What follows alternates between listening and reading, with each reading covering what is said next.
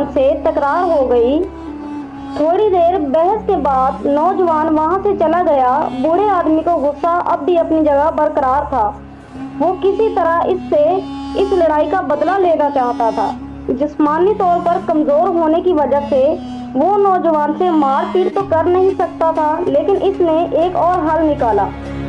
बूढ़े ने नौजवान के बारे में अफवाह फैलाना शुरू कर दी कि वो चोर है। वो हर राह गुजर से यही बात करता। कई लोग इसकी बात को अनसुना करते, लेकिन चंद लोग यकीन भी कर लेते। कुछ दिन गुजरे, पास के इलाके में किसी की चोरी हो गई। लोगों के दिलों में बूढ़े ने पहले ही नौजवान के खिलाफ शक डाल दिया था। चोरी के इल्जाम में नौजवान को पकड़ लिया गया, लेकिन चंद ही दिनों में असल चोर का पता लगने पर इसको रिहाई मिल गई। रिहा होते ही नौजवान ने इस इलाके के सरदार से बूढ़े आदमी की शिकायत की, जिसकी बिना पर बूढ़े को पंचायत में बुला लिया गया। बूढ़े ने अपने आप को बचाने के लिए सफाई पेश की। सरदार ने बूढ़े को हुक्म दिया कि इसने जो अफवाह नौजवान के बारे में फैलाई है वो सब एक कागज पर लिखे और फिर इस कागज के छोटे छोटे टुकड़े करके चौराहे पर जाके हवा में उड़ा दे। अगले दिन बूढ़े की किस्मत का फैसला होना था।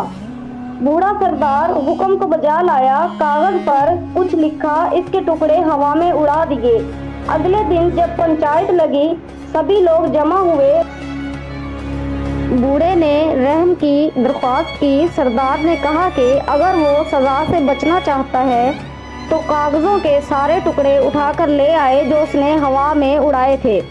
बूढ़ा परेशान होकर बोला कि ये तो नामुमकिन सी बात है। सरदार ने जवाब दिया कि तुमने नौजवान के बारे में इसी तरह हवा में अफवाह फैलाई। तुम्हें खुद भी अंदाजा है कि तुम्हारी ये अफवाह कहां कहां तक पहुंच गई है। अगर तुम कागज के टुकड़े वापस नहीं ला सकते तो वो अफवाह कैसे वापस लाओगे जिसकी वजह से नौजवान बदनाम हुआ है। बूढ़े ने निदामत से सर झुका लिया।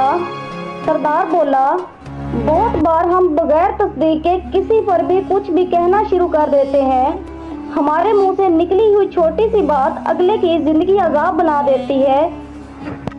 इसलिए मुंह खोलने से पहले तस्दीक करना जरूरी है। बड़ों का कौल है कि पहले तोलो फिर बोलो।